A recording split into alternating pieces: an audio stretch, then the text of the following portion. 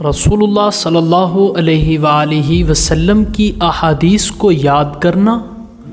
اور اپنی زندگی میں لانا ایک اچھا اور انتہائی اہم عمل ہے۔ جو شخص بھی یہ چاہتا ہو کہ وہ رسول اللہ صلی اللہ علیہ وسلم سے اپنی محبت کا اظہار کرے اور ان کی تعلیمات کے مطابق زندگی گزارے، ان کی سنتوں کے مطابق زندگی گزارے، تو اس کو چاہیے کہ رسول اللہ صلی اللہ علیہ وآلہ وسلم کی احادیث کو سمجھے اور ان پر عمل کرے۔ آپ صلی اللہ علیہ وآلہ وسلم کی ایک حدیث پاک کا مفہوم ہے، جس شخص نے میری امت کی حفاظت کی خاطر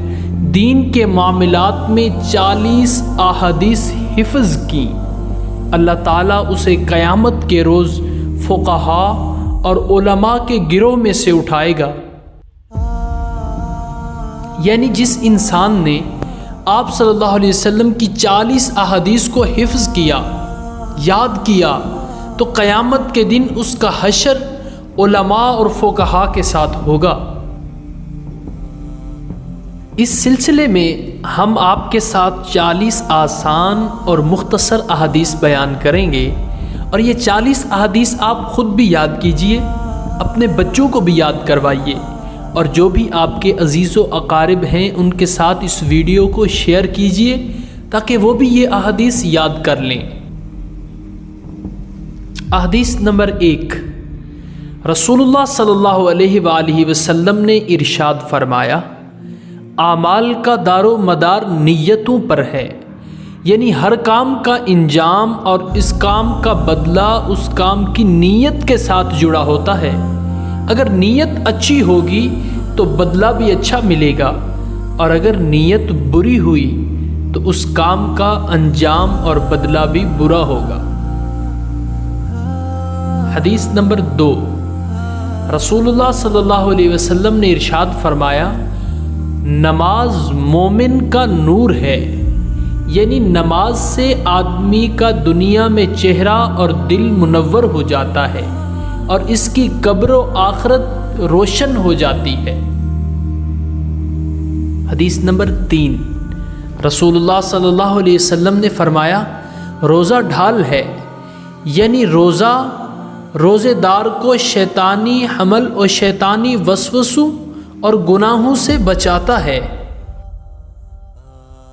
حدیث نمبر 4، رسول اللہ صلی اللہ علیہ وآلہ وسلم نے ارشاد فرمایا، بے شک دین آسان ہے، یعنی جو انسان بھی اللہ کی رضا کے لیے دین پر چلنا چاہتا ہے تو اس کے لیے دین پر چلنا آسان ہو جاتا ہے۔ حدیث نمبر 5، رسول اللہ صلی اللہ علیہ وسلم نے ارشاد فرمایا، دین خیر خواہی کا نام ہے، یعنی دوسروں کے ساتھ خیر و بلائی کرنا ہی اصل دین ہے۔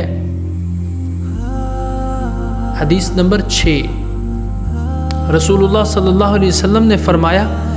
علم دین کا حاصل کرنا ہر مسلمان پر فرض ہے، یعنی اتنا علم سیکھنا جس سے حلال و حرام، پاکی ناپاکی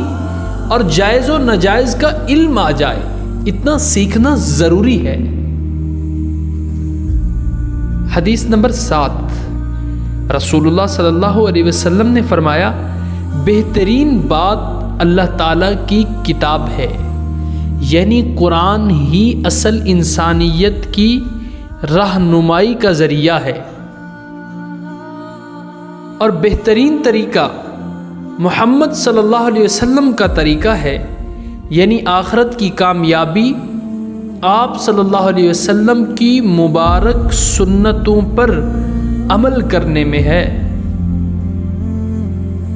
حدیث نمبر 9، رسول اللہ صلی اللہ علیہ وآلہ وسلم نے ارشاد فرمایا، حیا ایمان کی وجہ سے ہے، یعنی جس میں ایمان ہوگا اس میں حیا ہوگی، جس میں ایمان نہیں ہوگا اس میں حیا نہیں ہوگی۔ حدیث نمبر 10، رسول اللہ صلی اللہ علیہ وسلم نے ارشاد فرمایا، جلد بازی شیطان کا کام ہے، اکثر لوگ اپنی جلد بازی کی وجہ سے اکثر اپنے کاموں کو بگاڑ لیتے ہیں، خراب کر بیٹھتے ہیں، کیونکہ جلد بازی شیطان کی طرف سے ہوتی ہے۔ لہٰذا صبر و تحمل کے ساتھ کام کیا کریں۔ حدیث نمبر 11، رسول اللہ صلی اللہ علیہ وسلم نے ارشاد فرمایا، نیکی اچھے اخلاق کا نام ہے، یعنی لوگوں کے ساتھ اچھے طریقے سے پیش آنا ہی اصل نیکی ہے۔ حدیث نمبر 12، رسول اللہ صلی اللہ علیہ وآلہ وسلم نے ارشاد فرمایا، پاکی ایمان ایک مسلمان کے لیے پاک صاف رہنا بہت ضروری ہے۔ عبادت کے لیے بھی پاک صاف ہونا شرط ہے، جیسے نماز جو کہ ایمان کا جزء لازم ہے،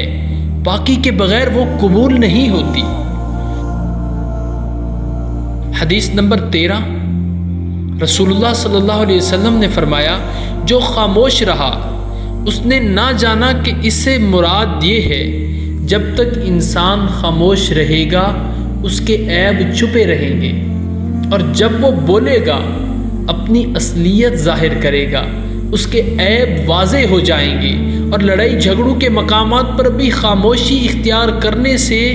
وہ لڑائی جھگڑا دب جاتا ہے، اور بہت سی جگہوں پر خاموش ہو جانا انسان کو غیبت اور چغلی جیسے گناہ سے بھی بچاتا ہے۔ حدیث نمبر 14، رسول اللہ صلی اللہ علیہ وسلم نے فرمایا، وفات پائے ہوئے لوگوں کی برائی مت کرو، یعنی جو لوگ فوت ہو جائیں تو ان کی برائی بیان کرنے سے بچو، اگر ان کی کوئی اچھائی ہے تو اسے بیان کرو۔ حدیث نمبر 15، رسول اللہ صلی اللہ علیہ وسلم نے فرمایا، تم لوگوں سے کسی چیز کا سوال مت کرو، لوگوں سے دنیاوی مال مانگنا اپنے آپ کو ذلیل کرنا ہے، اور اگر وہ دے گا تو ساتھ تانے بھی دے گا، وگرنہ رسوا کر کے انکار کرے گا۔ لہٰذا لوگوں سے سوال نہیں کرنا چاہیے، بلکہ اللہ تعالیٰ سے مانگنا چاہیے۔ حدیث نمبر 16، رسول اللہ صلی اللہ علیہ وسلم نے ارشاد فرمایا، اللہ کا نام لو اور دائیں ہاتھ سے کھاؤ، یعنی یہ کھانے کے آداب میں سے ہے کہ ہمیشہ کھانا دائیں ہاتھ سے کھانا چاہیے۔ حدیث نمبر 17، رسول اللہ صلی اللہ علیہ وآلہ وسلم نے فرمایا، اپنی جانب سے کھاؤ، یعنی جب کسی کے ساتھ بیٹھ کر کھا رہے ہو اور کھانا بھی ایک ہی قسم کا ہو تو اپنے سامنے سے کھانا چاہیے۔ حدیث نمبر 18،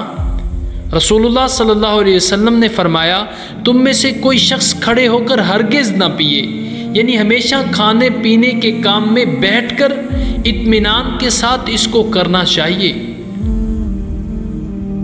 حدیث نمبر 19، رسول اللہ صلی اللہ علیہ وسلم نے فرمایا، مسواک کرنا منہ کی صفائی پر رب کی خوشنودی کا سبب ہے۔ حدیث نمبر 20، رسول اللہ صلی اللہ علیہ وسلم نے فرمایا، اسلام گفتگو سے پہلے ہے، میں نے جب بھی آپ کسی سے بات کرنا چاہیں تو سلام کرو پھر بات کرو۔ حدیث نمبر 21، رسول اللہ صلی اللہ علیہ وآلہ وسلم نے فرمایا، آپس میں سلام کا رواج دو، یعنی جب بھی کسی سے ملاقات کرو تو سلام کی عادت ڈالو۔ حدیث نمبر 22،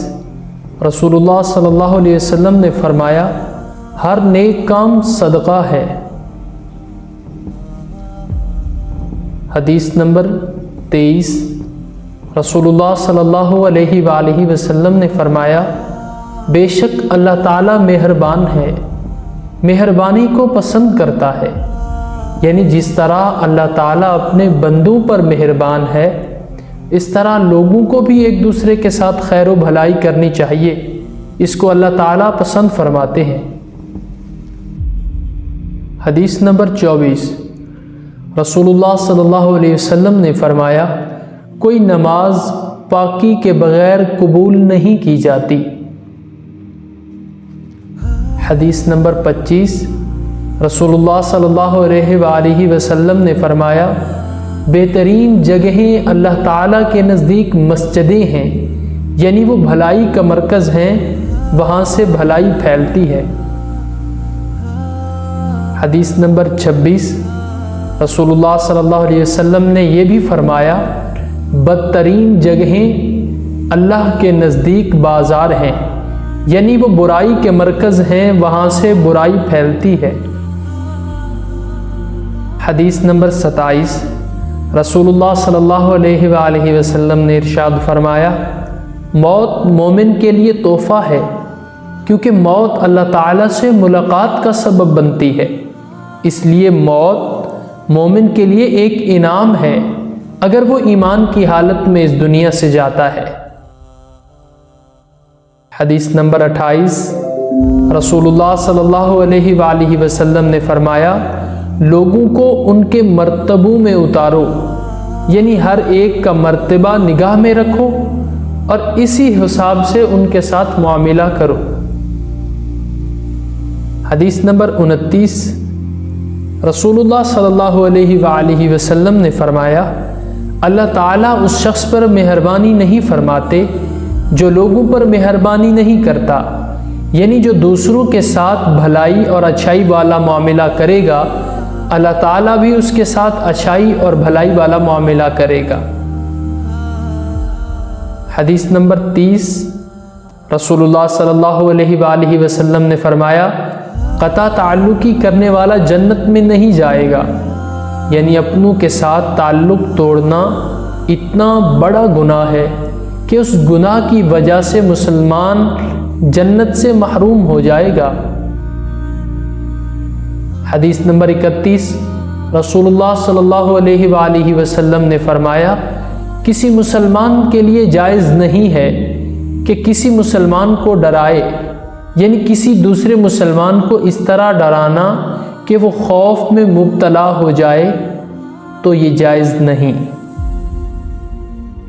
حدیث نمبر 32، رسول اللہ صلی اللہ علیہ وآلہ وسلم نے فرمایا کسی بھی نیکی کو حقیر نہ سمجھو، اس سے مراد یہ ہے کہ پتہ نہیں کون سا عمل اللہ تعالیٰ کو پسند آ جائے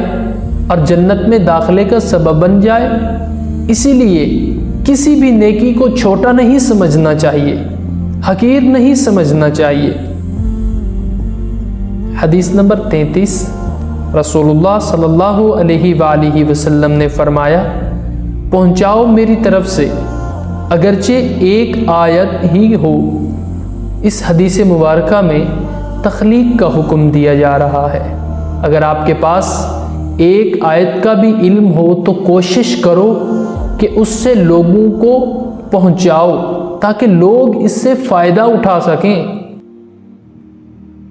حدیث نمبر 34،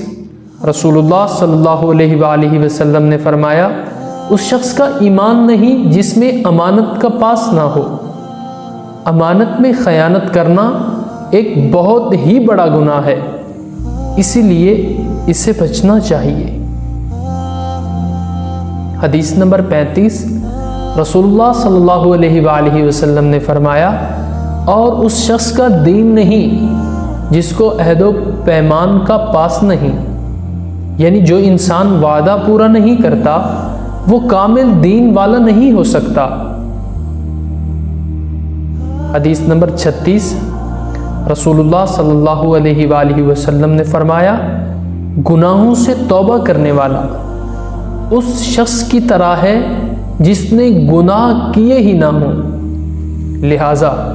وقتاً فوقتاً انسان کو اپنے گناہوں سے توبہ کرتے رہنا چاہیے۔ حدیث نمبر 37، رسول اللہ صلی اللہ علیہ وآلہ وسلم نے فرمایا جو شخص لوگوں کا شکر گزار نہیں ہوتا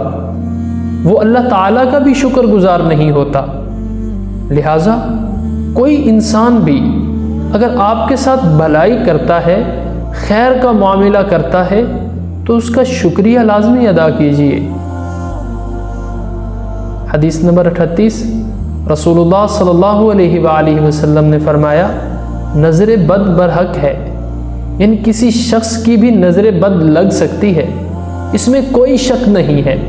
لہٰذا اپنی نعمتوں کو چھپانے کی کوشش کریں، صبح شام کی مسنون دعاؤں کا اہتمام کریں، تو پھر آپ نظر لگنے سے بچ سکتے ہیں۔ حدیث نمبر 39،